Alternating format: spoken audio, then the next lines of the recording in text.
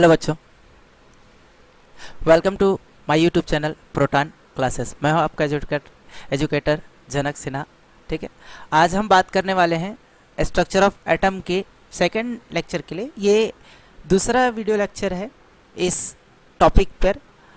अगर आपने पहला वीडियो नहीं देखा है तो आप आई बटन पर क्लिक करके जो है उस वीडियो को देख सकते हैं, या फिर मैं डिस्क्रिप्शन में भी उसका लिंक दे दूंगा, आप वहाँ पर जा कर के भी उसको देख सकते हैं।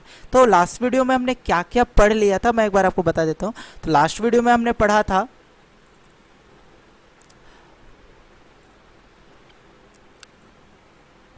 डाल्टन का एटॉमिक मॉडल हमने पढ़ लिया है। ठीक है,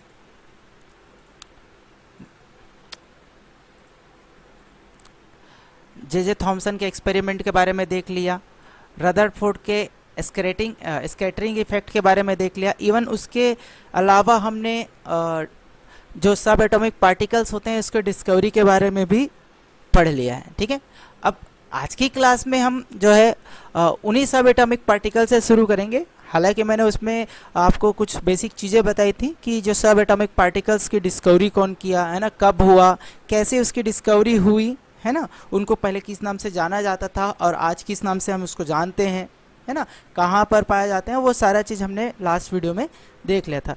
आज उसी के रिगार्डिंग हम थोड़ा सा आगे पढ़ेंगे।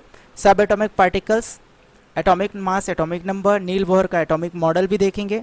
उसके अलावा इलेक्ट्रॉनिक कॉन्फ़िगरेशन, वैलेंसी, और लास्ट में हम देखेंगे आइसोटोप और आइसोबार के बारे में। तो वीडियो पर बने रहें। अगर आप मेरे वीडियो पर चैनल पर नए हैं तो चैनल को सब्सक्राइब करें, और अभी तक आपने लाइक नहीं किया तो लाइक करें, अपने दोस्तों को शेयर करें ताकि ज़्यादा से ज़्यादा लोग इस ट्यूटोरियल को देख करके कुछ सीख पाएँ, है ना। मैं कोशिश कर रहा हूँ बेहतर चीज़ें बताने का। ठीक है, ओके, तो चले वीडियो शुरू करते हैं। ओके, तो आज भी हम डिस्कस कर रहे हैं सब एटॉमिक पार्टिकल्स। पिछले वीडियो लेक्चर्स में भी मैंने सब एटॉमिक पार्टिकल के बारे में बताया था। तो हम सीख चुके हैं कि सब एटॉमिक पार्टिकल्स क्या होते हैं, है ना। जो एटम होता है ना, जैसे ये एक एटम है, ठीक है, जहाँ पर सेंटर में है ना, ये जो रेड है, रेड वाला है, ये आपका क्या है, न्यूट्रॉन है।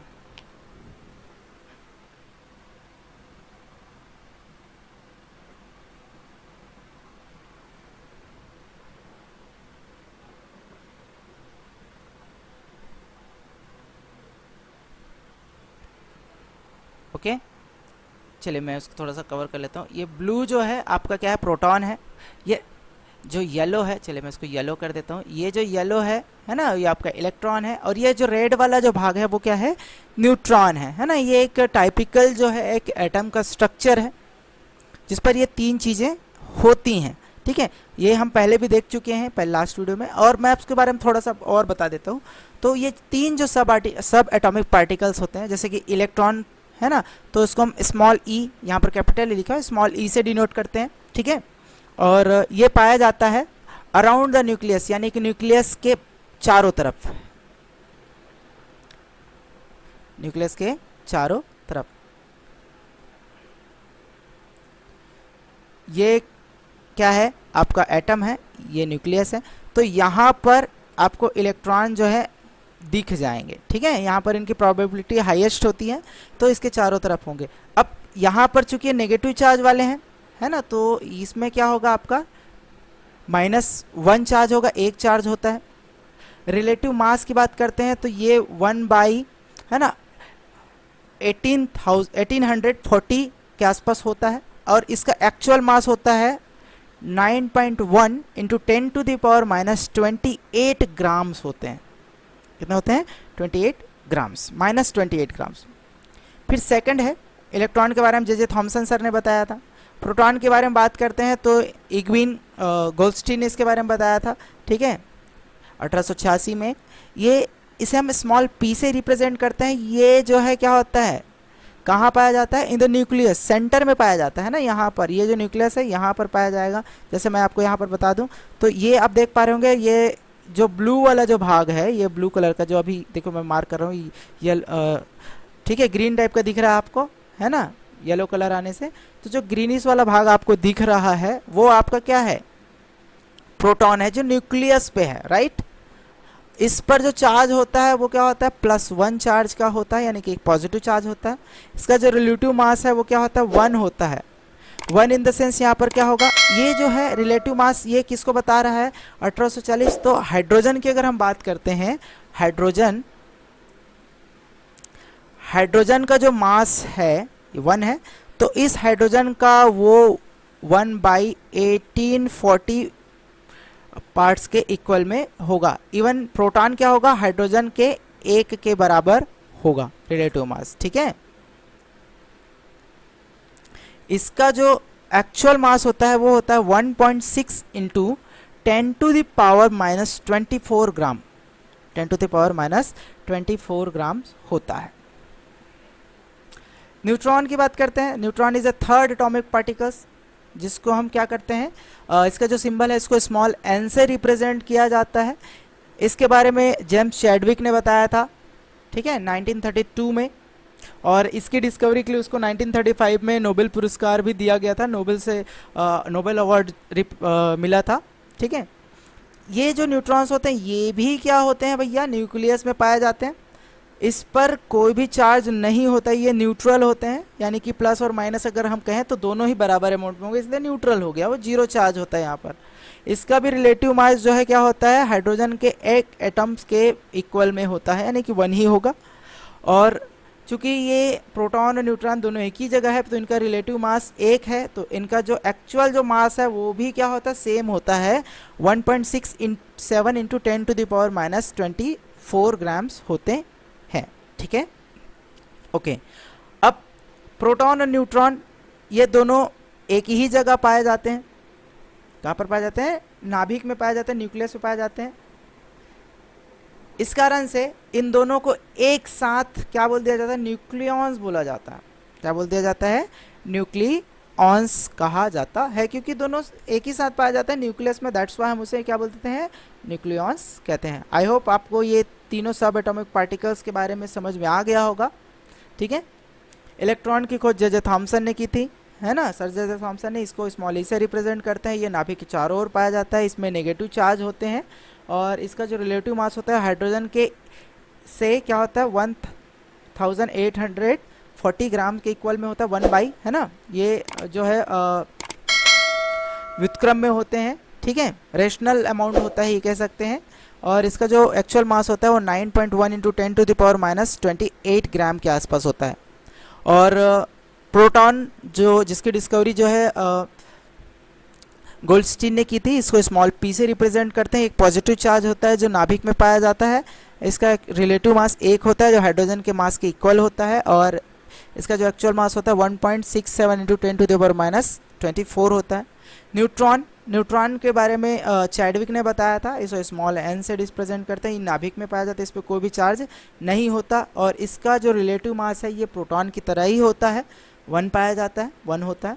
और इसका मास भी प्रोटॉन के मास के जितना ही होगा, 1.67 इंटू 10⁻⁻24।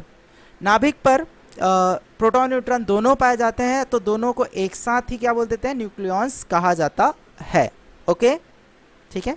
आई होप आपको समझ में आ गया होगा सब एटॉमिक पार्टिकल्स के बारे में। अब हम चलते हैं एटॉमिक नंबर क्या होता है और एटॉमिक मास या मास नंबर क्या होता है, ठीक है।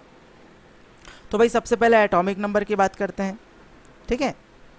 तो एटॉमिक नंबर को हम कैसे रिप्रेजेंट कर सकते हैं, तो हम ये कह सकते हैं कि किसी एटम के सेंटर में, कहाँ पर, सेंटर पे, यानी कि न्यूक्लियस में जितने पॉजिटिव चार्ज होते हैं, है ना, पॉजिटिव चार्ज का जो यूनिट है वो होता है, या फिर ये कह सकते हैं कि वहाँ पर किसी परमाणु में presents total number of atom, total number of proton और total number of electron which is represent atomic number. मतलब किसी भी एटम में उसमें उपस्थित प्रोटॉन की संख्या या फिर इलेक्ट्रॉन की संख्या, सॉरी, है ना, इलेक्ट्रॉन की संख्या जो है उसके एटॉमिक नंबर को रिप्रेजेंट करता है। तो एटॉमिक नंबर को हम कैसे कह सकते हैं, व्हाट इज एटॉमिक, इसको हम जेड से रिप्रेजेंट करते हैं, ठीक है। तो यहाँ पर हो जाएगा number of unit positive charge on the nucleus, यानी केंद्रक में जितने पॉजिटिव चार्ज हैं वही चार्ज, यही नंबर आपका एटॉमिक नंबर हो सकता है। या फिर जितने प्रोटॉन्स हैं वो उसका क्या हो सकता है, आपका एटॉमिक नंबर हो सकता है। उसके अलावा टोटल नंबर ऑफ इलेक्ट्रॉन उसके एटॉमिक नंबर को क्या करता है, रिप्रेजेंट करता है, जो किसी एटम के ऑर्बिट में क्या हो, घूम रहा हो, राइट, ठीक है। सच एस हाइड्रोजन की अगर हम बात करते हैं तो हाइड्रोजन जो है उसका एटॉमिक नंबर 1 होता है। इट मीन्स यहाँ पर टोटल नंबर ऑफ एटम कितने होंगे, या प्रोटॉन होगा 1, है ना। तो प्रोटॉन की संख्या 1 हो गया, तो उसके इलेक्ट्रॉन की संख्या भी 1 ही होगा। और उसके यहाँ पर हम इसको लिख सकते हैं Z is equal to P, where Z is a atomic number and P is a total number of proton, है ना, which is present in a particular atom, ठीक है। ओके जैसे हीलियम की बात करते हैं तो हीलियम में यहाँ पर जैसे हाइड्रोजन की बात की तो हाइड्रोजन में 1 होता है, तो यहाँ पर टोटल नंबर प्रोटॉन कितने होंगे, 1 होंगे। तो ये एक ही क्या है, आपका Z है, जो क्या है टोटल नंबर ऑफ प्रोटॉन्स हैं, ठीक है। अगर मैं हीलियम की बात करूँ तो जिसमें 2 एटम होते हैं, तो यहाँ पर प्रोटॉन की संख्या कितनी होगी, 2 होगी, और यही इसका क्या है, आपका एटॉमिक नंबर है। सोडियम की अगर मैं बात करूं, परमाणु क्रमांक 11, तो यहाँ पर जो प्रोटॉन की संख्या है वो कितनी होगी, 11 होगी, इसलिए इसका एटॉमिक नंबर क्या होगा, आपका 11 ही होगा, ठीक है।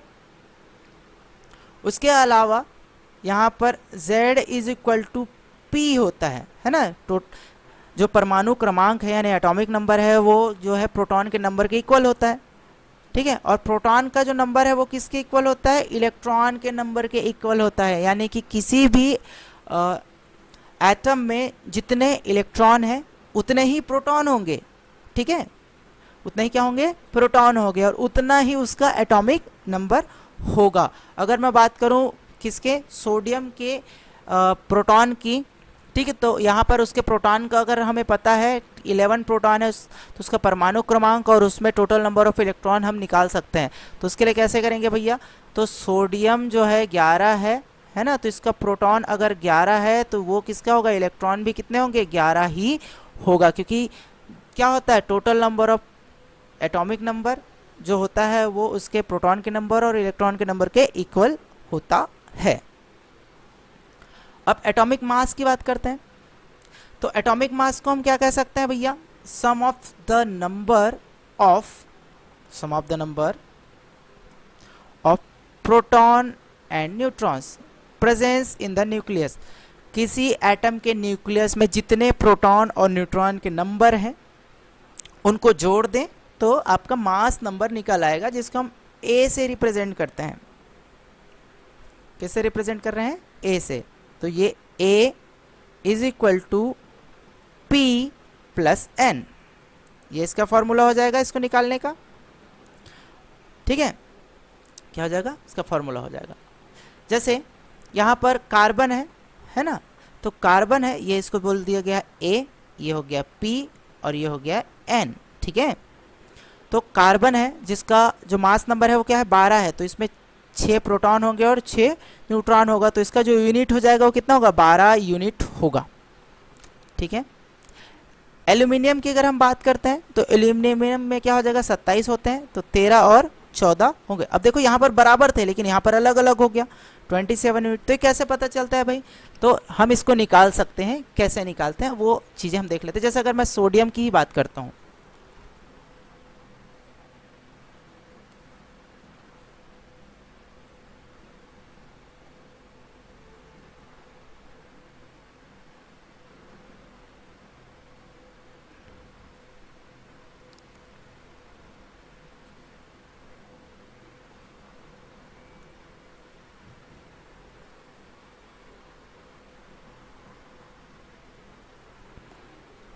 जैसे यहाँ पर अगर आप देख पा रहे होंगे, तो जैसे हमें पता है कि सोडियम का जो परमाणु क्रमांक है वो 11 है, यानी कि उसका जो नंबर ऑफ प्रोटॉन है वो क्या हो जाएगा 11। और हमें पहले पता है कि बता दिया गया, हमें यह मालूम है जैसे दिया हुआ है।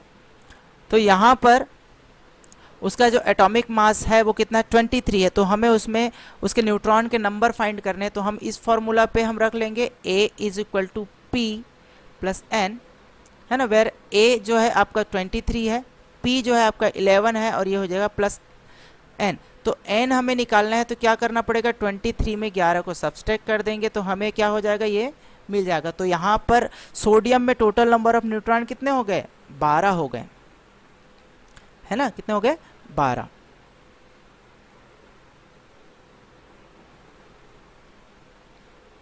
है ना। ऐसे ही अगर चलिए मैं इसको ये कर देता हूँ, अगर मैं कहूँ यहाँ पर, चले अगर इसमें न्यूट्रॉन के नंबर को निकालना है या दिया हुआ है ना, तो हम इसको निकाल सकते हैं। जैसे क्लियर है, अगर मैं कहूँ एटॉमिक मास इसका 12 है ना, कार्बन के लिए, तो उसका यूनिट कैसे होगा, तो ये हो जाएगा आपका A P प्लस N, तो ये हो जाएगा आपका 12, ये हो गया 6, है ना, और प्लस N, ये हो जाएगा 12 माइनस 6 बराबर N जाएगा 6। न्यूट्रॉन का नंबर कितना होगा, 6, जो यहाँ दिया हुआ है, तो इसका मास यूनिट क्या हो जाएगा, 12 हो जाएगा। ठीक है। अच्छा, मैं यहाँ पर इस तरीके से लिख रहा था अभी थोड़ी देर पहले, ये देखिए हाइड्रोजन में, हीलियम में उनके एटॉमिक नंबर को, तो ये क्यों कैसे लिखते हैं, क्यों लिखते हैं, है ना। तो यहाँ पर एटॉमिक नंबर और एटॉमिक मास है ना, तो ये चीज़ें, तो हम इसको कैसे लिखते हैं, कैसे पता चलेगा कि कौन सा एटॉमिक नंबर है, अगर हमें ऐसा दे दिया जाए तो हम उसको कैसे लिखते हैं। तो हम यहाँ पर, मैं इसको बता देता हूँ कैसे होता है। जैसे सपोज ये आपका एलिमेंट है, क्या है, एलिमेंट।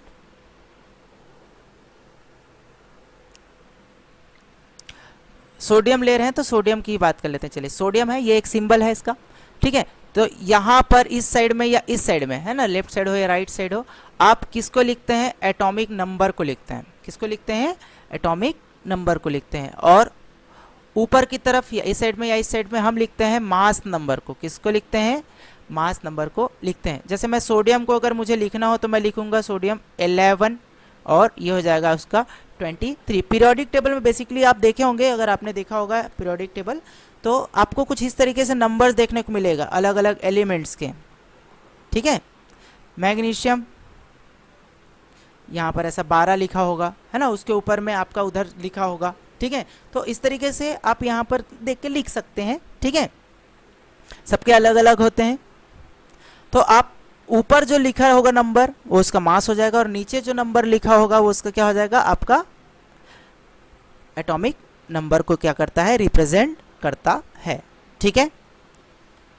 अब यहाँ पर एटॉमिक मास को जब हम रिप्रेजेंट करते हैं तो उसको यूनिट में किया जाता है। कैसे किया जाता है, यूनिट में, ठीक है।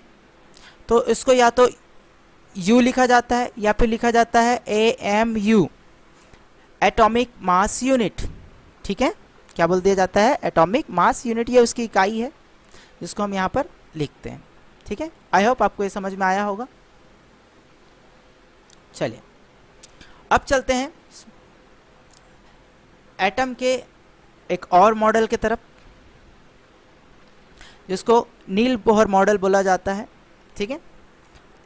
ये एक दानिश फिजिसिस्ट है, ऐसे दिखते हैं आपके नील बोहर सर, और उनका जो मॉडल है कुछ इस तरीके से है, ठीक है, जिसमें न्यूट्रॉन, प्रोटॉन और इलेक्ट्रॉन होते हैं, ठीक है। ये उन्होंने अपने मॉडल में बताया। 1913 में उन्होंने अपना मॉडल रिप्रेजेंट किया था शायद, आई थिंक, हाँ ठीक है।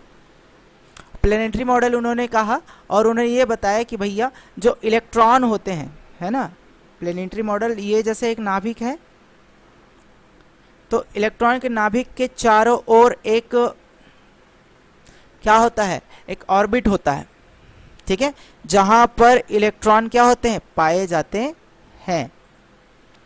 इलेक्ट्रॉन होता है जहां पर नेगेटिव चार्ज क्या होते हैं, पाए जाते हैं, एक सर्कुलर पाथ में घूमता होता है ना, घूम रहा होता है, ठीक है। तो इस ऑर्बिट को, जिसको हम क्या बोल रहे हैं, ऑर्बिट बोल रहे हैं, ठीक है, जिसे क्या नाम दिया उन्होंने, सेल। क्या कहा, सेल, या फिर एनर्जी लेवल कहा, ठीक है, नील बोहर ने अपने मॉडल में क्या बोला कि जो एटम होते हैं, ठीक है, तो वहाँ पर उसके नाभिक के चारों ओर, यानी कि उसके न्यूक्लियस के चारों ओर एक ऑर्बिट पाया जाता है जहाँ पर इलेक्ट्रॉन घूमता है, ठीक है। तो उस ऑर्बिट को क्या नाम दे दिया उन्होंने, सेल या फिर एनर्जी लेवल कहा, ठीक है, एनर्जी लेवल का। खैर आपको 9th में इतना ही देखना था इसके मॉडल में कि भाई एनर्जी लेवल क्या होता है कि जो ऑर्बिट होते हैं वो क्या होते हैं जहाँ पर इलेक्ट्रॉन पाए जाते हैं। तो जहाँ पर इलेक्ट्रॉन घूमते हैं उसको सेल कहा जाता है या फिर जो है एनर्जी लेवल कहा जाता है। इसके बारे में किसने बताया था, नील बोहर ने अपने मॉडल में, जिसे प्लेनेटरी मॉडल कहा जाता है, ठीक है। तो मैं थोड़ा सा आपको इसके बारे में बता देता हूँ, हालांकि इसके बारे में आप हायर क्लास में जा करके पढ़ेंगे, लेकिन फिर भी एक रफली मैं बता देता हूँ, ठीक है। तो इस मॉडल पे क्या कहा कि नाभिक के चारों ओर एक ऑर्बिट होता है, प्लेनरी पाथ हो, सर्कुलर पाथ होते हैं, जिसको क्या बोल दिया, ठीक है, आपका सेल या ऑर्बिट कहा गया है ना, जिसको एनर्जी लेवल कहते हैं। जैसे सन के चारों ओर क्या होता है, अर्थ चक्कर लगाता है, प्लैनेट्स चक्कर लगाते हैं, ठीक है, वैसे ही इलेक्ट्रॉन्स भी क्या करते हैं, चक्कर लगाते हैं। जिस पथ पर लगाते हैं उसको ऑर्बिट या सेल कहा जाता है, ठीक है।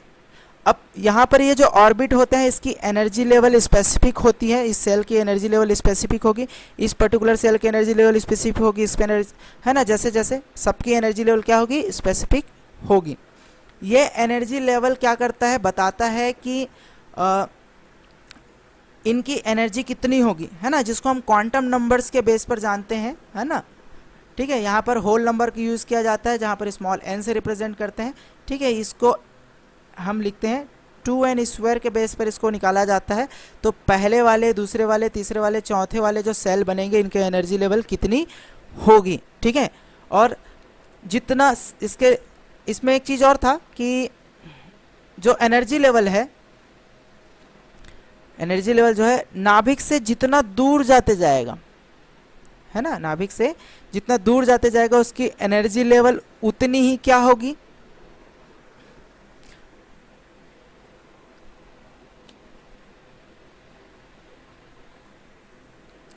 हाई होगी, ठीक है। और जितना नज़दीक रहेगा उसकी एनर्जी लेवल क्या होगी, उतनी कम होगी,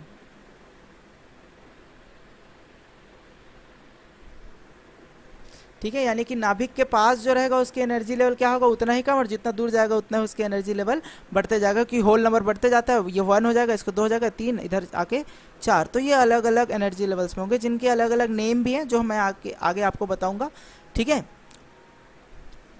क्वांटिसाइज इलेक्ट्रॉन, है ना, तो यहाँ पर इलेक्ट्रॉन क्या करते हैं, ऑर्बिट में घूमते हैं, है ना, और कोई भी इलेक्ट्रॉन उस ऑर्बिट में नहीं आ सकता, उनके बीच नहीं आ सकता है, ठीक है।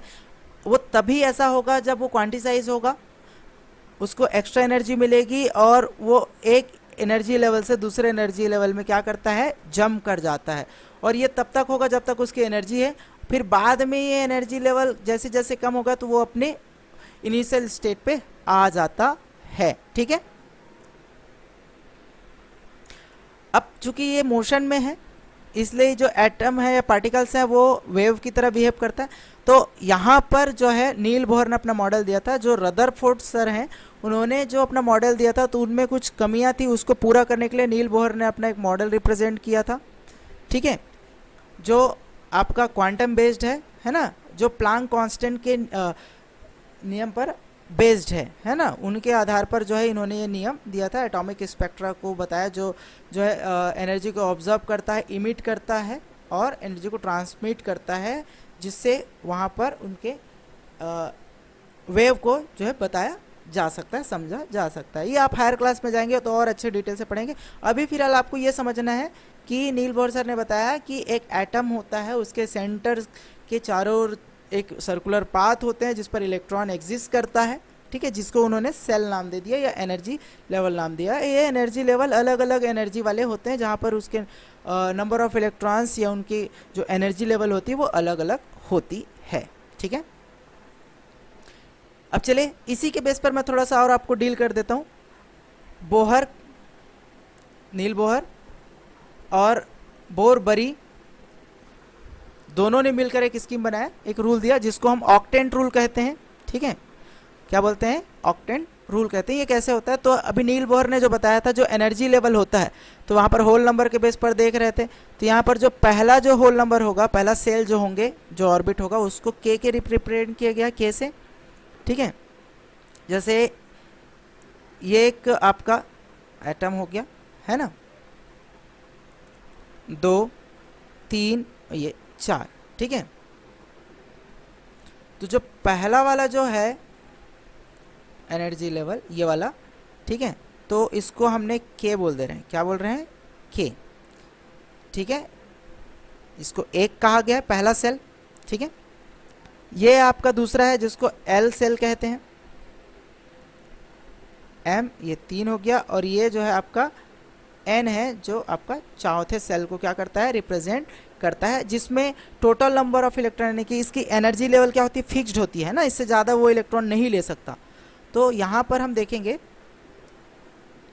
जिससे उसकी वैलेंसी डिसाइड होती है, कॉन्फ़िगरेशन के है। तो यहाँ पर अगर हम 2n² जैसा मैंने बताया, तो उसमें देख सकते हैं 2 × 1 पावर 2 है ना, तो यहाँ पर कितने हो जाएंगे, 2, मैक्सिमम 2 इलेक्ट्रॉन होंगे।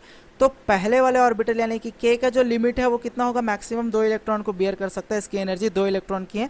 2 से ज़्यादा इलेक्ट्रॉन आएगा तो वो ऑटोमेटिकली वो इलेक्ट्रॉन जंप करके कहाँ चले जाएगा, दूसरे ऑर्बिट में चले जाएगा, यानी कि एल सेल में चले जाएंगे।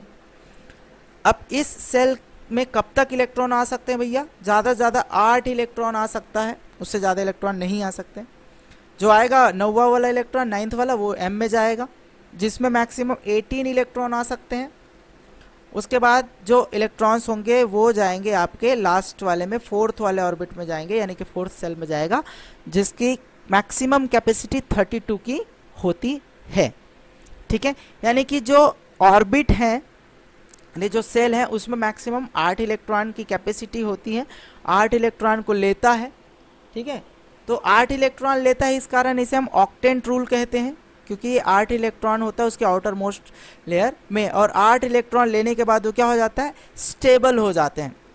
ठीक है, यानी कि बोरबरी का जो मॉडल है, ये कह सकते हैं कि कोई भी परमाणु अपने आप को कंप्लीट करने के लिए, स्टेबल करने के लिए 8 इलेक्ट्रॉन का रिक्वायरमेंट रखता है। ये 8 इलेक्ट्रॉन आने के बाद, ठीक है, आने के बाद जो है अपने को कंप्लीट कर देता है और कोई भी इलेक्ट्रॉन नहीं लेता। अगर एक्स्ट्रा इलेक्ट्रॉन आते हैं तो उससे वो क्या करता है, फॉरवर्ड कर देता है नेक्स्ट सेल को। तो इस रूल को क्या हम कहते हैं, ऑक्टेट रूल कहा जाता है। एक्सेप्शन है यहाँ पर, जो पहला वाला जो ऑर्बिट है उसमें 8 इलेक्ट्रॉन नहीं आते, उसमें 2 ही इलेक्ट्रॉन आते हैं, क्योंकि इसकी मैक्सिमम लिमिट जो है 2 इलेक्ट्रॉन की होती है।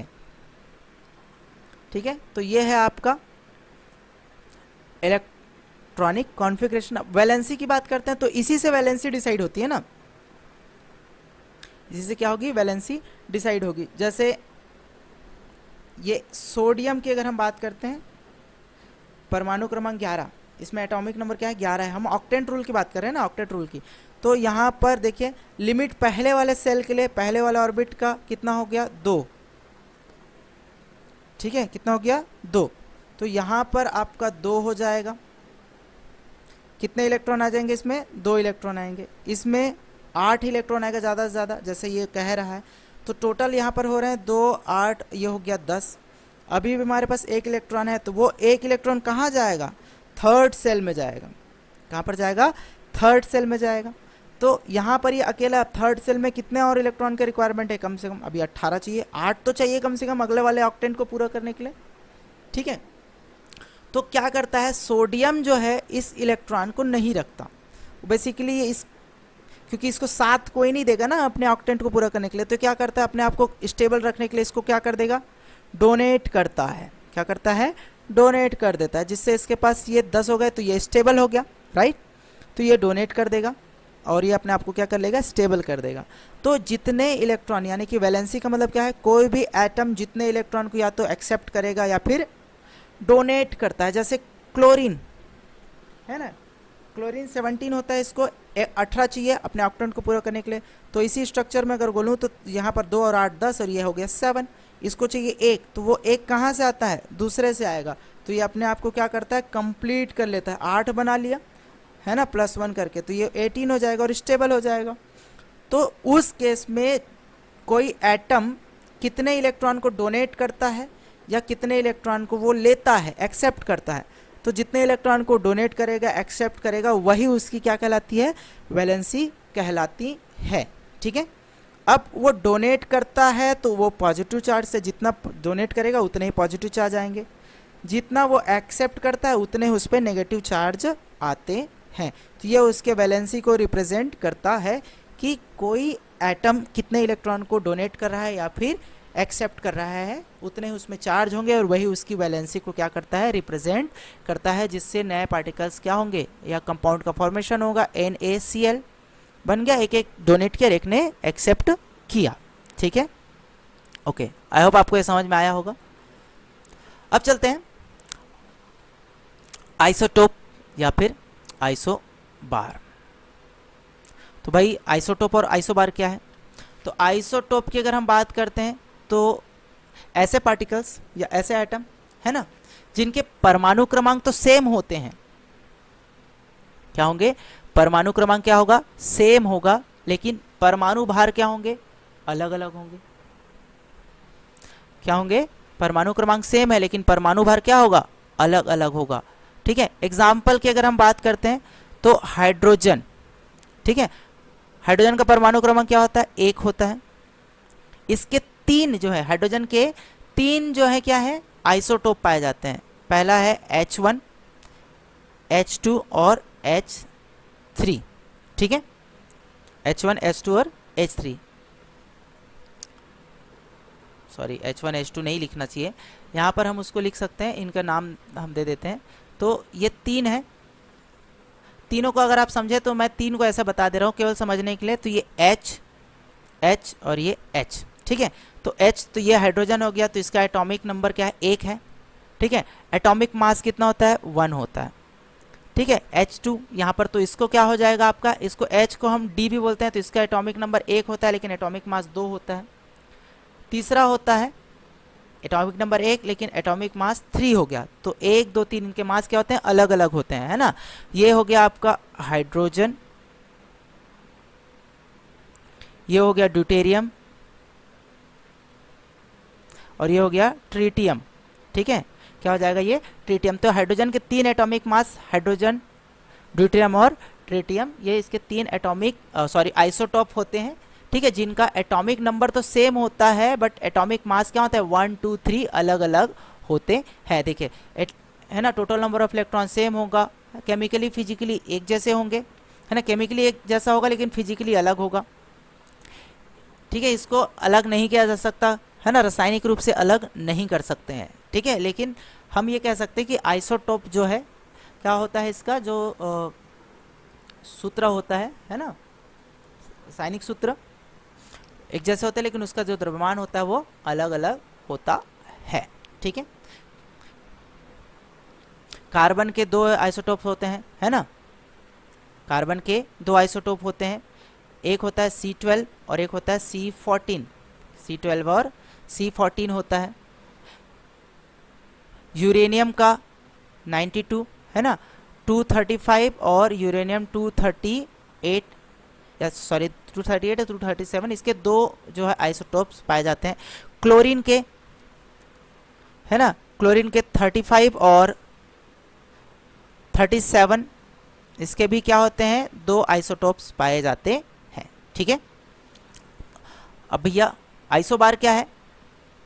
तो ये जस्ट अपोजिट हो जाएगा। क्या हो जाएगा? अपोजिट हो जाएगा। अपोजिट इन द सेंस यहाँ पर क्या कह सकते हो? अब देखो इसमें ही मिला लो, यहाँ पर केमिकली सेम था, यहाँ पर केमिकली अलग होगा, फिजिकली एक जैसा हो जाएगा, है ना। इसमें नंबर ऑफ इलेक्ट्रॉन्स अलग अलग होंगे, इसको केमिकली क्या किया जा सकता है? केमिकल रिएक्शन से हम अलग कर सकते हैं। अगर इसको मैं डेफिनेशन के इसमें बताऊं तो आइसोबार का मतलब ये हो सकता है ऐसे एटम, है ना, या ऐसे परमाणु जिनका एटॉमिक नंबर तो अलग अलग होता है लेकिन उनका जो एटॉमिक मास होता है वो एक जैसा होता है। एटॉमिक मास कैसा होता है? एक जैसा होता है। जैसे कि पोटेशियम, क्या होता है? पोटेशियम, पोटेशियम का होता है आई थिंक, है ना। कैल्शियम, पोटेशियम या आर्गन का होता है शायद। ठीक है, तो यहाँ पर ये 20 हो गया, इसका मास 40 होता है। ठीक है, आई थिंक पोटेशियम और आर्गन का मैं थोड़ा कंफ्यूज हूँ। पोटेशियम की बात करते हैं तो पोटेशियम का जो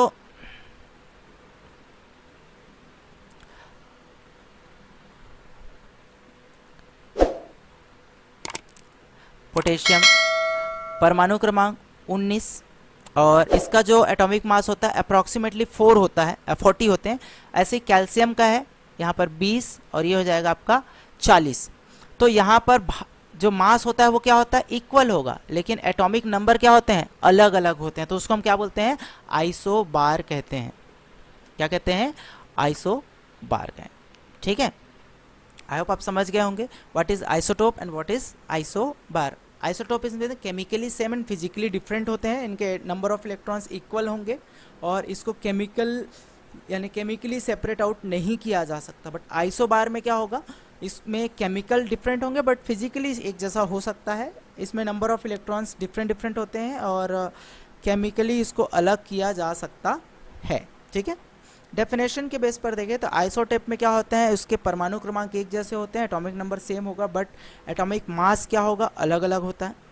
आइसोबार में क्या होगा, एटॉमिक मास एक जैसे होते हैं लेकिन एटॉमिक नंबर क्या होता है, अलग अलग होते हैं। तो ये आपका एटॉमिक आइसोबार एंड आइसोटोप्स में डिफरेंस भी है और उनके डेफिनेशन भी। आई होप आपको ये समझ में आ गया होगा। ठीक है, ठीक है।